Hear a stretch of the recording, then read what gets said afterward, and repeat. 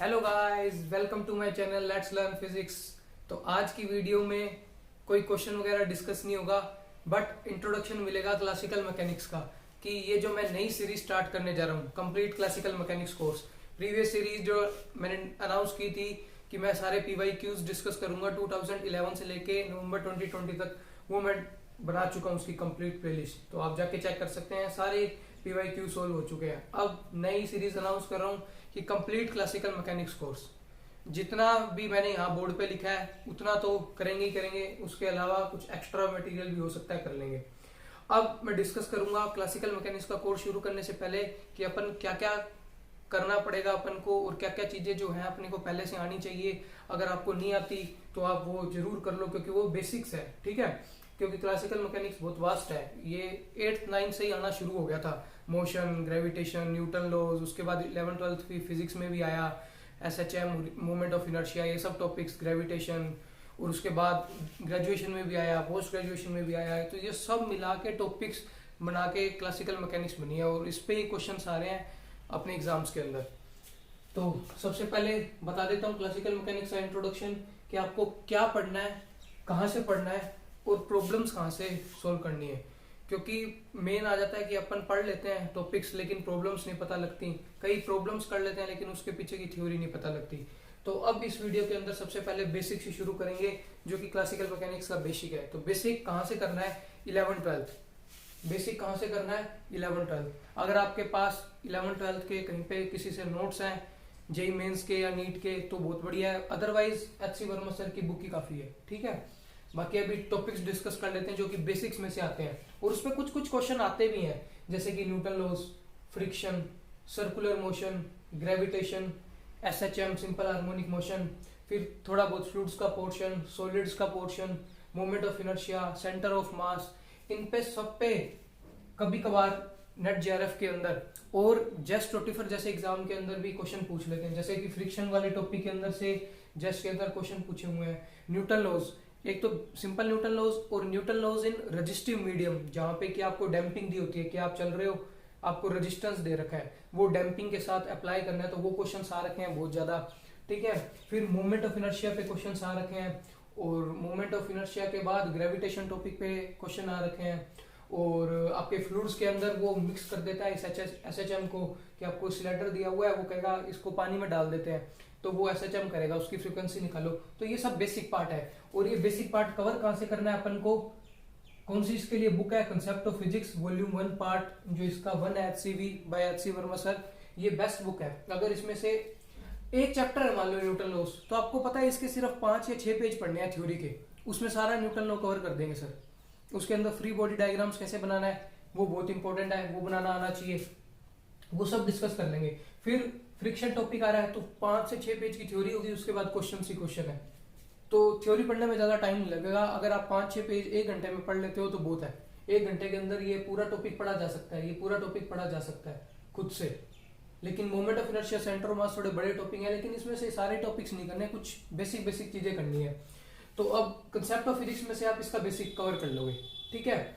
उसके बाद प्रॉब्लम्स कहाँ करनी है? इसी में से, कंसेप्ट ऑफ फिजिक्स में से। ऐसे नहीं, बहुत सारी प्रॉब्लम दे रखी है इसके अंदर, अपन को सारी सोल्व नहीं करनी। अपन को क्या करना है? जो सोल्व्ड प्रॉब्लम्स हैं, जो पहले से ही वर्कआउट कर रखे हैं सर ने, कुछ बेसिक्स, वो जरूर कर लेना है। क्योंकि उसमें जो टॉपिक किया आपने, जो भी थ्योरी पढ़ी है, तो उससे आपको पता लग जाएगा कितना कंसेप्ट आ गया। और उसके बाद तो बहुत सारे क्वेश्चन दे रखे हैं एक्सरसाइज के लिए, तो वो जरूरी नहीं है कि आप सारे करें, क्योंकि उसमें बहुत टाइम लगेगा। अगर किसी के पास टाइम है तो कर लो, अगर टाइम नहीं है तो जरूरी नहीं है कोई। अब ये बेसिक पार्ट कवर हो चुका है। कहां से? HC वर्मा सर से। और प्रॉब्लम्स में कहां से करनी है? HC वर्मा सर की बुक से। अब आपको जो ग्रेजुएशन के अंदर, पोस्ट ग्रेजुएशन के अंदर टॉपिक्स हैं, जैसे कि अब इसी में न्यूटन लॉज के अंदर ही आपको एक्सटेंड मिलेगा, क्या? कोरियोलिस फोर्स मिलेगा, सेंट्रीफ्यूगल फोर्स मिलेगा। वो इस बुक में भी डिस्कस है, लेकिन इतना डिस्कस नहीं है, वो सिर्फ 11th-12th के बेस पे डिस्कस है। अगर आपको और ज्यादा पढ़ना है तो वो ग्रेजुएशन टॉपिक्स के अंदर आ जाते हैं। सेंट्रीफ्यूगल फोर्स इसमें अच्छे से समझाया हुआ है, कोरियोलिस फोर्स, इस पे क्वेश्चंस आते हैं। Rotating frames, uniform rotating frame के अंदर कोरियोलिस फोर्स, सेंट्रीफ्यूगल फोर्स कैसे आता है ये। फिर आपका टॉपिक है रेडियल एंड टेंजेंशियल एक्सेलरेशन और velocity in polar coordinates. Polar coordinates यानी कि आपके r थीटा वाले कोऑर्डिनेट्स आ गए, ठीक है। इस पे क्वेश्चंस आ रखे हैं, अभी अपन ने डिस्कस किए ही थे दिसंबर 2019 के, नवंबर 2020 के, तो इसके ऊपर क्वेश्चन आ रखे थे रेडियल टेंजेंशियल वेलोसिटी एक्सेलरेशन निकालने के लिए कि आपको एक फ्रेम दे रखा है, वो रोटेट कर रहा है और उसमें आपको बोल रहा है रेडियल वेलोसिटी निकालो, टेंजेंशियल एक्सेलरेशन निकालो। फिर ग्रेजुएशन के अंदर ही सेंट्रल फोर्सेस का स्टार्टिंग हो जाती है वहां से, क्योंकि वो सेंट्रल फोर्सेस उसके अंदर पढ़ा देते हैं, तो सेंट्रल फोर्सेस वहां से भी कर सकते हैं। और यही अपना टॉपिक पोस्ट ग्रेजुएशन में भी है, एमएससी के अंदर भी सेंट्रल फोर्सेस है। और एमएससी के टॉपिक्स कौन कौन से हैं यहाँ पे जगह नहीं थी तो इसलिए मैं लिख नहीं पाया, यहाँ लिख देते हैं, यहाँ लिख देते हैं टॉपिक्स। जैसे कि एमएससी के और टॉपिक्स कौन से हो गए, लैग्रांजियन हैमिल्टोनियन, ठीक है, एक टॉपिक ये हो गया। फिर उसके बाद आपका आता है सेंट्रल फोर्सेस, तो उधर आ गया, इधर भी आएगा सेंट्रल फोर्सेस आएगा। और स्मॉल ऑसिलेशन, जिसको टॉपिक बना के लिखा हुआ है स्टेबिलिटी एनालिसिस, मतलब नेट जेआरएफ का जब आप सिलेबस देखोगे ना तो उसमें टॉपिक बना रखा है स्टेबिलिटी एनालिसिस, वो स्टेबिलिटी एनालिसिस यही है, स्मॉल ऑसिलेशन। फिर टॉपिक है अपने पॉइजन ब्रैकेट, कैनोनिकल ट्रांसफॉर्मेशन और जनरेटिंग फंक्शन। इस पे एक क्वेश्चन आता है, 5 मार्क्स का आ जाता है पार्ट सी के अंदर। और आप देखोगे तो और कौन से टॉपिक, फेस स्पेस ट्रेजेक्टरी, इस पे भी एक क्वेश्चन आ रहा है आजकल रेगुलरली 5 मार्क्स के अंदर, फेस स्पेस ट्रेजेक्टरी हो गया। और कौन सा टॉपिक रहेगा, और इतना ही है, कोई अगर मेरे से छूट रहा हो तो कोई बात नहीं। ये टॉपिक्स आ गए। अब ये टॉपिक्स पढ़ने कहाँ से हैं, क्या पढ़ना है ये तो पता लग गया, अब कहाँ से पढ़ना है। कहाँ से पढ़ने के लिए देखो, जिससे फॉरेन ऑथर की बुक समझ नहीं आती, ठीक है, तो वो तो पढ़ लेगा जेसी उपाध्याय से, ठीक है, ज्यादा कोई लंबी चौड़ी फर्क नहीं होता थ्योरी के अंदर। जो इजीली अपन को समझ आ सके अपन को वही बुक फॉलो करनी चाहिए। अगर अपने को फॉरेन ऑथर नहीं समझ आता तो अपने किसी लिए फॉरेन ऑथर की करें। अगर अपन को इंडियन ऑथर वो प्रोवाइड कर रहा है तो अपन क्यों ना करें। जेसी उपाध्याय के अंदर ये सब टॉपिक्स दिए हुए हैं और अच्छे से दिए हुए हैं। अगर टाइम हो तो बुक पढ़नी चाहिए, अगर टाइम नहीं है तो बुक ना भी पढ़ो तो भी चलता है, लेकिन for a better understanding book अगर पढ़ी हो तो बहुत फायदा मिलता है। और अगर किसी ने फॉरेन ऑथर की बुक पढ़नी है तो डेविड मोरिन, इसके अंदर थ्योरी भी अच्छे से दी हुई है और प्रॉब्लम्स भी अच्छी खासी दे रखी है, तो यहाँ से प्रॉब्लम वाला पार्ट भी डिस्कस हो सकता है। अब जैसे कि ये वाला टॉपिक है radial and tangential velocity and acceleration, तो इसका टॉपिक भी अच्छे से एक्सप्लेन किया हुआ है और क्वेश्चन भी अच्छे से एक्सप्लेन कर रखे हैं इस बुक में भी। और एक और बुक है जो कि क्लेपनर है, ये ग्रेजुएशन के अंदर ही लगती है, बीएससी के अंदर। जैसे कि इंडियन ऑथर के लिए डीएस माथुर है और फॉरेन ऑथर के लिए अपने करते हैं क्लेपनर। तो कुछ टॉपिक्स करने की जरूरत है, ज्यादा करने की जरूरत नहीं है। अगर नहीं समझ आता तो कोई जरूरी नहीं है कि आपको यहाँ से पढ़ना ही है, लेकिन प्रॉब्लम्स की जा सकती है, उसमें कोई बड़ी बात नहीं है। और वैसे मैं आपको यहाँ से कराऊंगा ही, ये सब टॉपिक्स करवाने वाले ही हैं, रेडियल टेंजेंशियल लैग्रांजियन हैमिल्टोनियन ये सब कराने हैं, बट ये वाले टॉपिक्स नहीं करेंगे अपन, क्योंकि ये बेसिक्स हैं। अगर ये करने लगे तो पता नहीं कितना लंबा कोर्स चल जाएगा ये, तो ये टॉपिक्स आप खुद पढ़ लेना, ठीक है। उसके बाद जैसे ये टॉपिक्स आगे ये करेंगे, न्यूटन लॉज भी करेंगे, रेजिस्टिव मीडियम भी करेंगे, बट ये नहीं है कि ग्रेविटेशन पूरा कर रहे हैं, एसएचएम पूरा कर रहे हैं, सर्कुलर मोशन पूरा कर रहे हैं, मोमेंट ऑफ इनर्शिया पूरा कर रहे हैं, ऐसे नहीं है कि मोमेंट ऑफ इनर्शिया निकाल रहे हैं डिस्क का, रिंग का, स्फीयर का, ये सब नहीं करेंगे।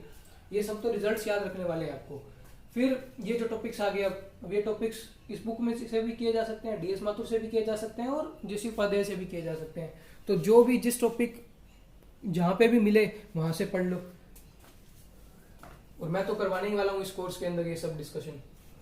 फिर अब इसकी प्रॉब्लम्स, यानी कि ये जो पोर्शन आ गया अपना बीएससी का और एमएससी का, जिसके अंदर Lagrangian Hamiltonian, stability analysis, small oscillation और अपना ये सेंट्रल फोर्सेस, और आपका पोर्शन बनता है पॉइजन ब्रैकेट का, कैनोनिकल ट्रांसफॉर्मेशन का, जनरेटिंग फंक्शन का। इनकी प्रॉब्लम्स कहाँ से करनी है, देखो बेसिक तो पढ़ लो जिस उपाध्याय से, और बाकी मैं भी करवाऊंगा। अगर ये सब क्लियर हो जाए, थ्योरी क्लियर हो जाए इसकी, तो प्रॉब्लम्स कहाँ से करनी है। कुछ सॉल्व प्रॉब्लम्स बुक के अंदर होती है, हर बुक के अंदर ही होती है, अब वो कर लो। उसके बाद थोड़ी एक्सरसाइज होती है, कुछ वो वर्कआउट कर लो। उसके बाद अपन को मेन प्रॉब्लम सॉल्व करनी है प्रीवियस ईयर किसके, नेट जेआरएफ के। सबसे पहले नेट जेआरएफ के करो, क्योंकि उसका जो लेवल है वो इस जस्ट से और टिफर से थोड़ा लो है। ठीक है, तो आप इसका कर सकते हो नेट जीआरएफ का। और मैंने सारे PYQs अपलोड कर ही चुके हूँ, सारे नेट जीआरएफ के क्लासिकल मैकेनिक्स का पोर्शन कंप्लीट हो चुका है, तो करके देखो। कोई डाउट आ रहा हो तो वो देख लेना। वैसे जो कोर्स करेंगे इसके अंदर, तो कोई टॉपिक करेंगे तो उसका क्वेश्चन आ सकता है, वो हो सकता है ना आया हो सकता है आया हो। फिर आपको क्या लिखा है, ये मैंने कैरियर इंडेवर का असाइनमेंट, ये है कैरियर इंडेवर के असाइनमेंट्स। उसके अंदर क्या दिया हुआ है, अच्छी बात ये है उसके अंदर कि आपको जैसे एक टॉपिक आपने कर लिया, लैग्रांजियन टॉपिक पढ़ लिया, या फिर आपने हैमिल्टोनियन टॉपिक पढ़ लिया, या पॉइजन ब्रैकेट पढ़ लिया, तो आप क्या करो, इसके अंदर अलग से टॉपिक्स पे क्वेश्चन दे रखे हैं। अब कई क्वेश्चन तो ऐसे हैं जो PYQ हैं, यानी कि JRF में आ रखे हैं, गेट में आ रखे हैं, जस्ट में आ रखे हैं, टिफर में आ रखे हैं। और कुछ क्वेश्चन ऐसे हैं जो कि अलग अलग बुक से उठाए हुए हैं, जैसे कि डेविड मोरिन से उठाए हुए हैं, कुछ क्लैपनर से, जेसी उपाध्याय से, गोल्डस्टीन से, ऐसे उठा रखे हैं। तो वो आए नहीं हुए, लेकिन ऐसा थोड़ी आएंगे नहीं, आ सकते हैं। तो अपन को करने में क्या जाता है, तो यहाँ से प्रॉब्लम्स प्रैक्टिस हो सकती हैं। HC वर्मा सर की बुक्स तो ये बेसिक टॉपिक्स के लिए लिखी हुई है मैंने, और PYQs तो मस्ट है, वो तो करने ही करने हैं। अब ये सब डिस्कशन होगा इस क्लासिकल मैकेनिक्स कोर्स के अंदर, ठीक है। तो आई होप आपको ये सब, ये तो आपको करना है भाई, ये तो आप खुद देख लेना। फ्लूइड्स और सॉलिड ऐसा नहीं है कि आपको सारा सारा करना है, क्योंकि उसमें बहुत सारी चीजें एक्स्ट्रा भी है, फालतू भी है, वो करने की जरूरत नहीं है। लेकिन बेसिक अपने को पता होना चाहिए कि भाई पास्कल्स लॉ क्या है, बर्नौली प्रिंसिपल क्या है आपका, और बियोंसी क्या है। बियोंसी के क्वेश्चंस मिक्स करके वो SHM के अंदर दे देता है कि आपको पार्टिकल लिक्विड में अंदर किया उसे, तो उसकी फ्रीक्वेंसी कैसे होगी, तो वो आपको बियोंसी का कंसेप्ट लगाना पड़ेगा। तो ये सब सिंपल सिंपल कंसेप्ट अपन को पता होना चाहिए। उस कंसेप्ट को पढ़ने के लिए कंसेप्ट ऑफ फिजिक्स में से 6 पेज ही पढ़ने हैं बस। सिर्फ 6 पेज की थ्योरी है, 7 पेज की थ्योरी है, 8 पेज की थ्योरी है, और उसमें ज्यादा टाइम नहीं लगेगा। फिर प्रॉब्लम्स कर लेना सोल्व जो भी हो। फिर ये जो टॉपिक्स बचे हैं इसके लिए जेसी उपाध्याय पढ़ सकते हो, और DS माथुर कुछ BSc के टॉपिक्स के लिए पढ़ सकते हो।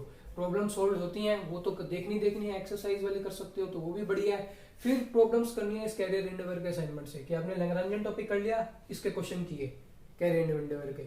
इसमें कुछ आपको मिलेंगे जो PYQ होंगे, कुछ होंगे जो PYQ नहीं होंगे, तो अपनी सारी डिस्कशन हो जाएगा। यहाँ भी मैं जब टॉपिक करवाऊंगा तो उसके बाद अपन डिस्कशन करेंगे क्वेश्चंस का, तो वो कुछ क्वेश्चन आ रखे होंगे, कुछ क्वेश्चन नहीं भी आ रखे होंगे, तो सारे वहां डिस्कस हो जाएंगे। तो ये सब पोर्शन है जो अपन को क्लासिकल मैकेनिक्स का कोर्स करना है। और भाई इतना करने के बाद कितने नंबर पक्के हो जाते हैं, कि मतलब कितने नंबर पक्के तो नहीं कह सकते अपने, कि कितने नंबर का अपन अटेम्प्ट कर सकते हैं, तो 30 से 35 मार्क्स। देखो इसमें एक टॉपिक रह चुका है special theory of relativity, special theory of relativity, इसमें से भी क्वेश्चंस आते हैं। तो ये कितने मार्क्स का है, ये अप्रोक्सीमेटली है 30 to 35 मार्क्स। इतने मार्क्स की आती है अपनी क्लासिकल मैकेनिक्स। अब ऐसा नहीं है कि सारे क्वेश्चन अटेम्प्ट हो जाएंगे। अगर अपने पार लेके चलें कि कितने अटेम्प्ट हो सकते हैं, तो 20 नंबर का तो पक्का अटेम्प्ट हो सकते हैं, क्योंकि कई तो टॉपिक्स ऐसे हैं जैसे कि सेंट्रल फोर्सेस। अब इस पे क्वेश्चन आता है और इजी आता है, बहुत रेयर चांस है कि टफ क्वेश्चन आ जाएगा। अब जैसे ये टॉपिक है पॉइजन ब्रैकेट कैनोनिकल ट्रांसफॉर्मेशन, ये इतना इजी टॉपिक है, इस पे क्वेश्चन आता है और बहुत इजी आता है। लेकिन अब वो क्वेश्चन देने लग गया है इनफाइनाइटेसिमल कैनोनिकल ट्रांसफॉर्मेशन पे, तो ये एक नया टॉपिक है, ये भी अपन डिस्कस करेंगे। फेस स्पेस ट्रैजेक्टरी पे क्वेश्चन आता है 5 मार्क्स के अंदर, ये 5 मार्क्स, ये 5 मार्क्स। और सेंट्रल फोर्सेस का आता है पार्ट बी 3.5 नंबर का। स्टेबिलिटी एनालिसिस, इस पे क्वेश्चन आता है 3.5 मार्क्स का, 3.5 3.5 यानी कि 7, ये 5 और 5 10, 17 मार्क्स तो इजी स्कोरिंग होते हैं, आप इजीली स्कोर कर सकते हो। उसके बाद जो मार्क्स बचे, जैसे कि कुछ topic special theory of relativity के क्वेश्चन आता है एक, कभी 3.5 मार्क वाला भी आ जाता है, 5 मार्क वाला, ये इजी भी हो सकता है और ये टफ भी हो सकता है, इसमें उतने कुछ कह नहीं सकते। फिर जो बेसिक्स टॉपिक्स हैं जैसे कि सेंट्रीफ्यूगल, कोरियोलिस फोर्स, इस पे क्वेश्चन आ जाते हैं। अब वो इजी भी आ सकते हैं, टफ भी आ सकते हैं, तो इनके अंदर अंडरस्टैंडिंग थोड़ी हाई लेवल की विजुअलाइज करना पड़ता है कोरियोलिस फोर्स को, कोरियोलिस फोर्स कैसे लग रहा है।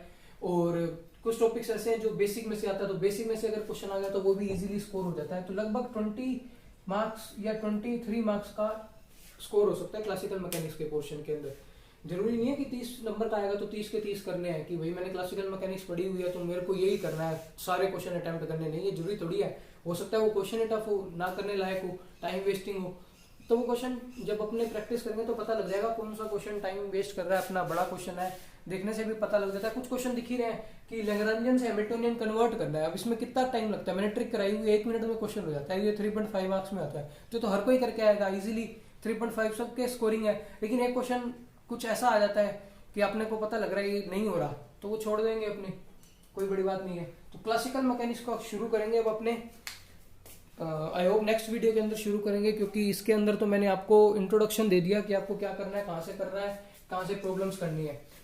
तो अगली वीडियो में अपन क्लासिकल मैकेनिक्स का शुरू कर देंगे कि क्लासिकल मैकेनिक्स का क्या ओरिजिन है, क्या बेसिक है, क्या डिफरेंस है between classical mechanics, quantum mechanics और आपकी स्टैटिस्टिकल मैकेनिक्स, ये सब इनमें क्या डिफरेंस है। फिर क्लासिकल मैकेनिक्स शुरू करेंगे बेसिक से, यानी कि न्यूटन लॉ से, Newton first law, Newton second law, Newton third law.